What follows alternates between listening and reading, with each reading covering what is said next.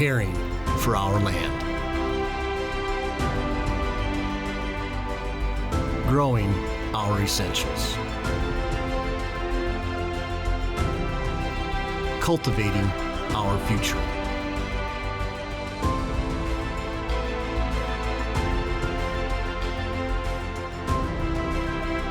Every producer leaves a legacy.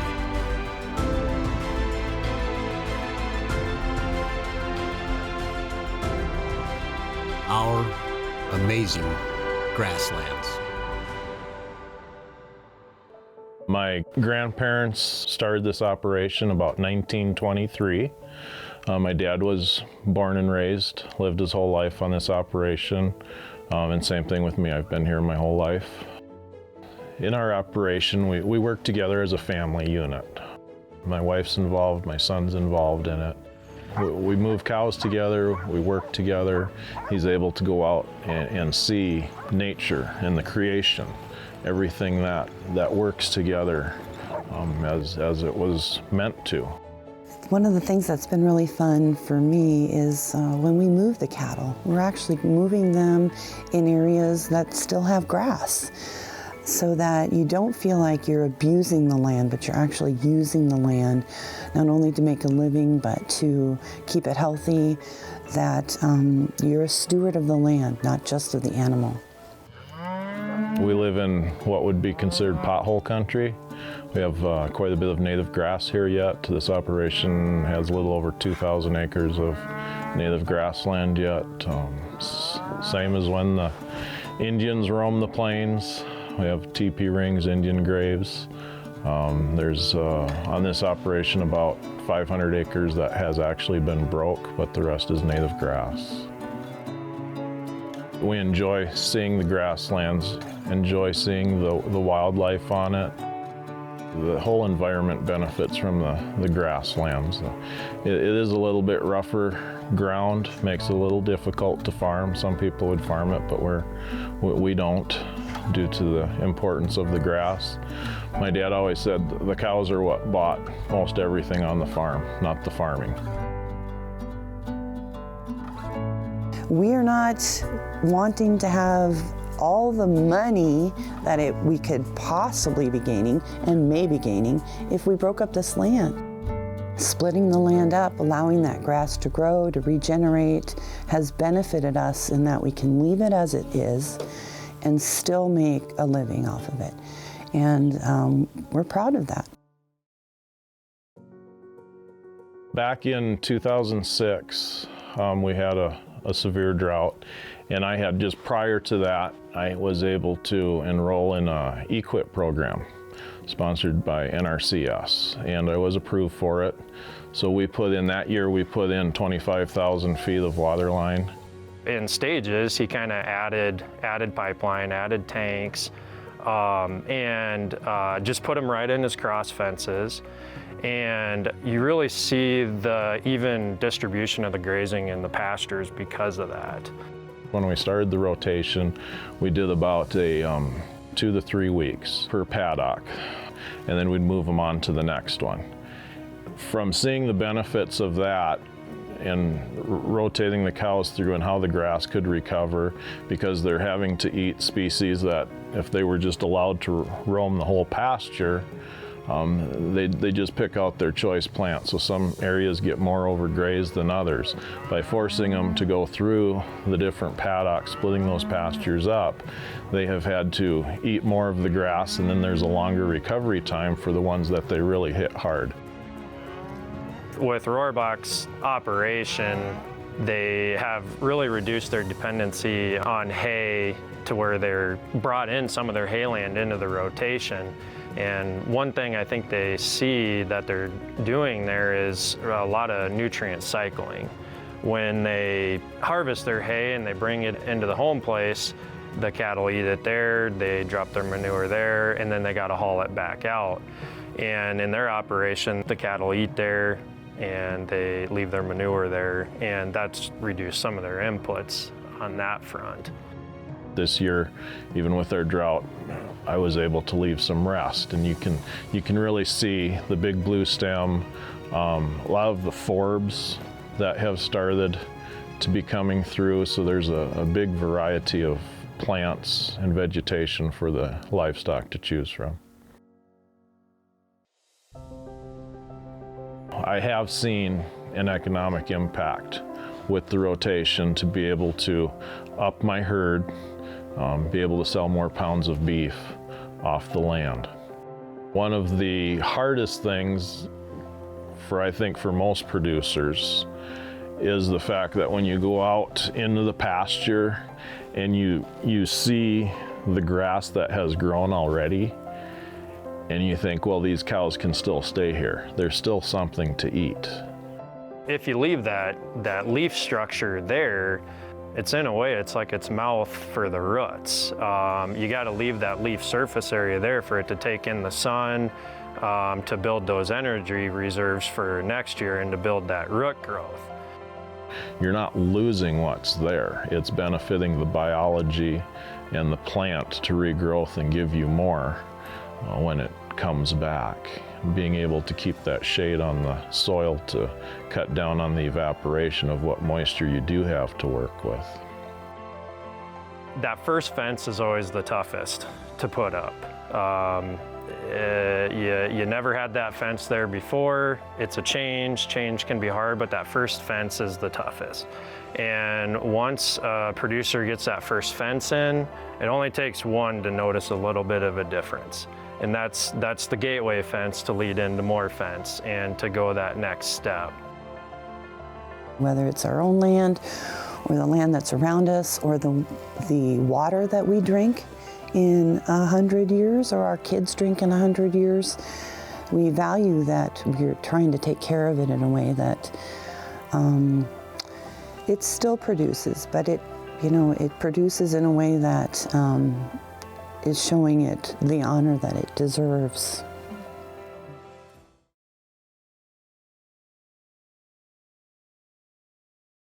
For 100 years, the Rohrbach family has been taking care of the land in the Prairie Pothole region in Edmonds County, South Dakota. Through thoughtful management, they're not only taking care of the ecosystem, they're selling more pounds of beef than ever before as well. Coming up, we'll meet a family near Mobridge, South Dakota that takes passing on generational knowledge to a whole other level. How do they measure prosperity? Well, that's something you're not going to want to miss. We moved onto this place in 1999. We rented it for 7 years from the Homegrown family. They're neighbors because my dad's place is down the road about 10 miles.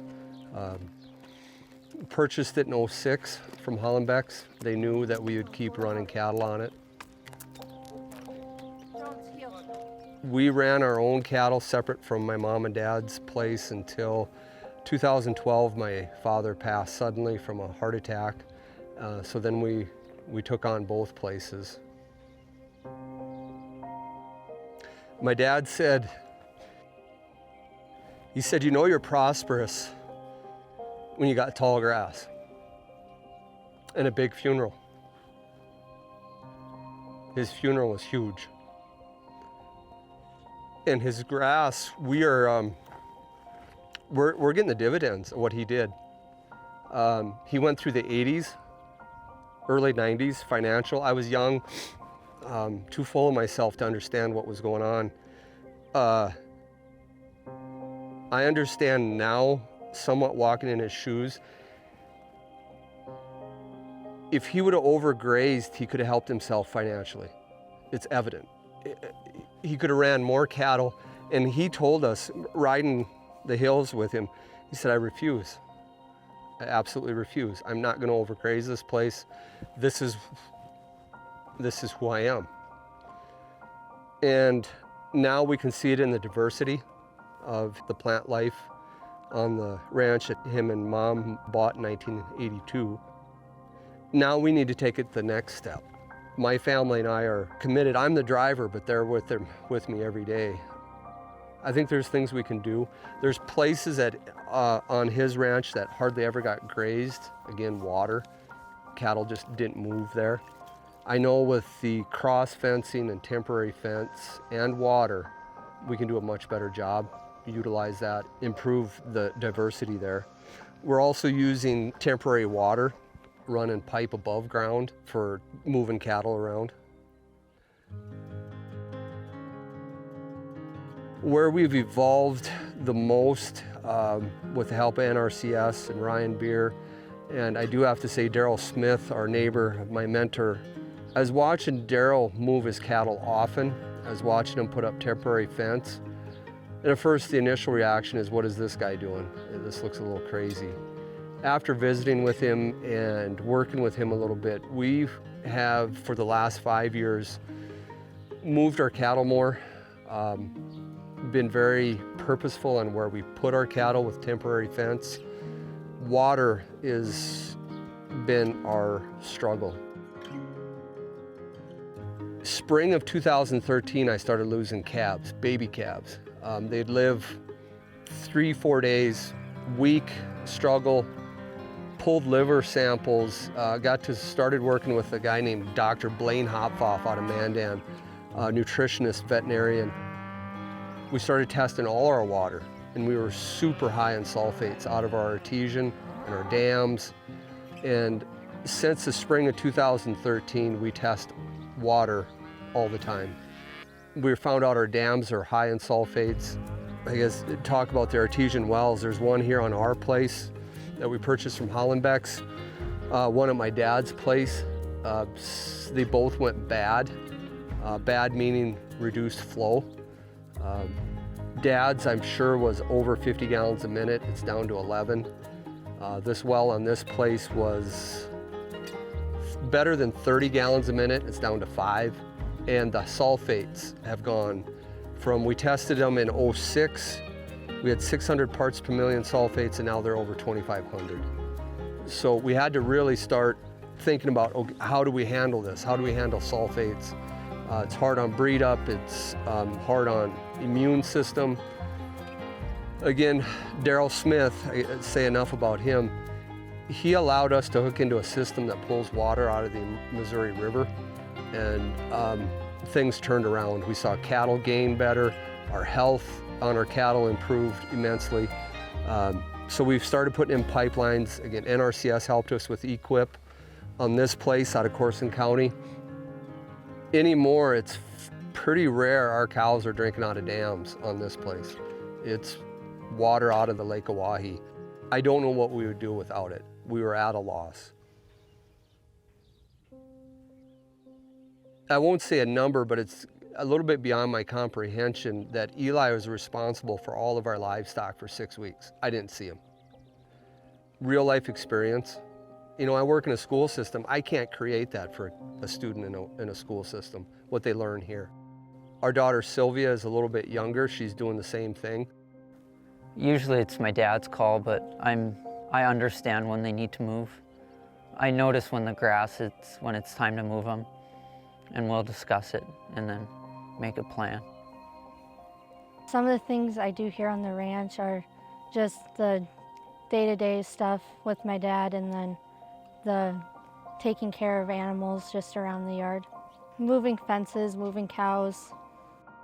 When he feels like he's managing things and doing things in a way that fits well with what he wants to do and fits well just with nature and taking care of the land, he's a lot happier, a lot less stressed out, and then that definitely carries over to the whole family.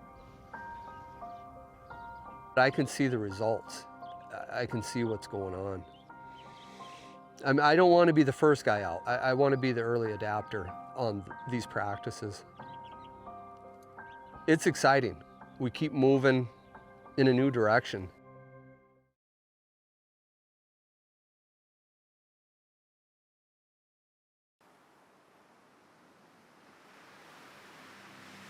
I wanted my kids to experience what I did growing up, to learn how to work, to learn how to think, to learn how to be independent in your own man, and to develop a love of animals and nature.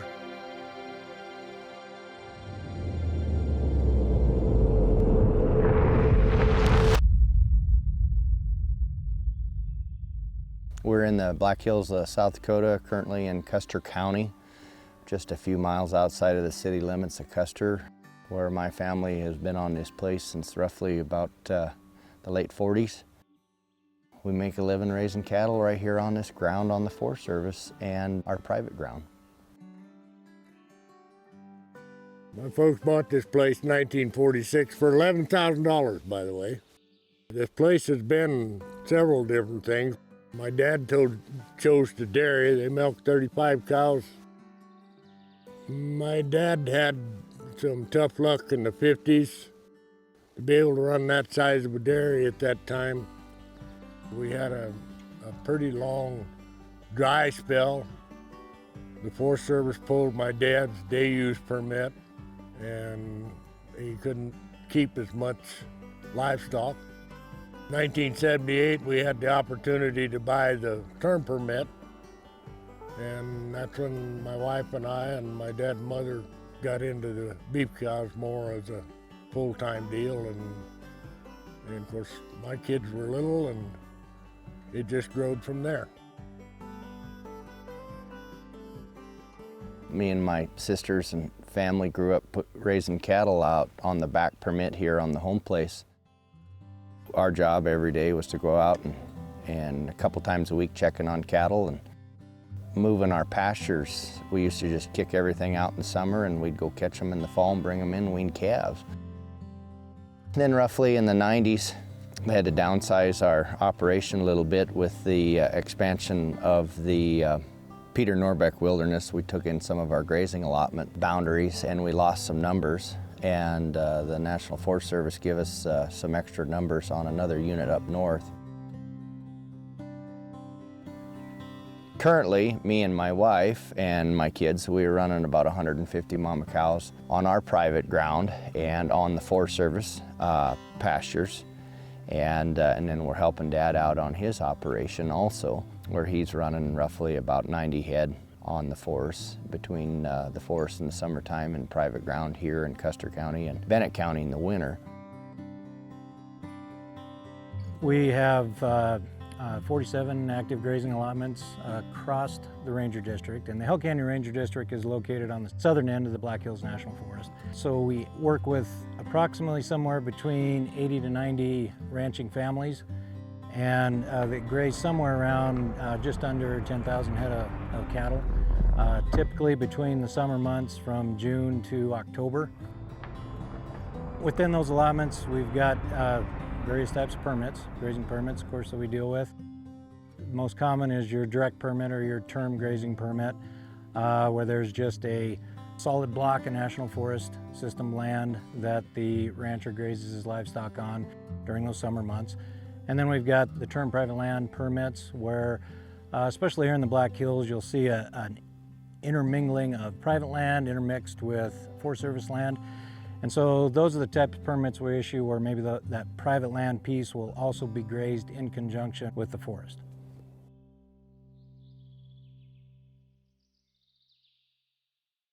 The United States Forest Service is set up under the Department of Agriculture. One of the products, agricultural products, that the forest provides is forage. So one of the many uses of the National Forest is livestock grazing.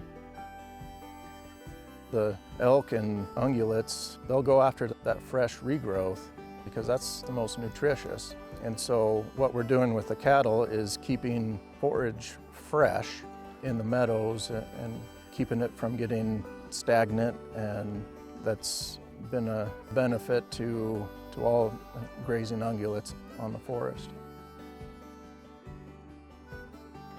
We do our best as Forest Service personnel to get out to every place that we can during the summer, but obviously with that much country to cover, we can't get everywhere. So it's just invaluable to have great grazing permittees like Tim and Clayton that know the area, know how their cattle utilize the area, and know what can be done to better improve grazing management on the National Forest.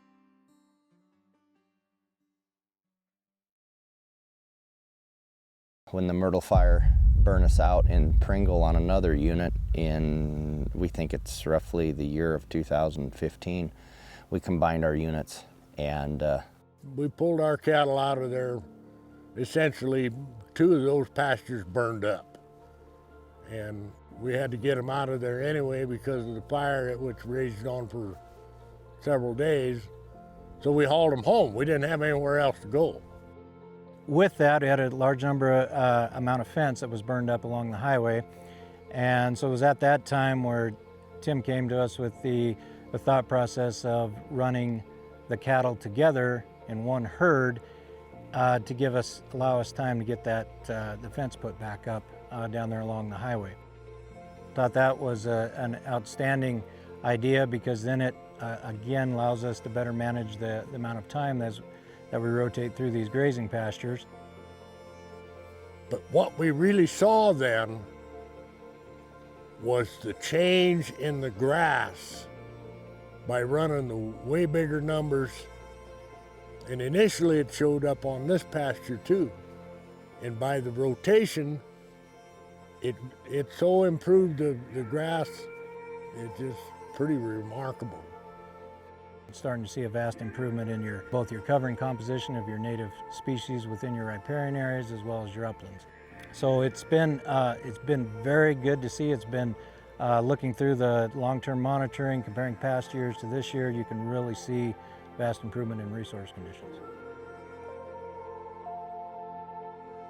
This place hasn't changed much in 70 years. It's provided an experience that none of us will ever forget. If we don't take care of what Mother Nature has provided, I don't know, it might be the end of man.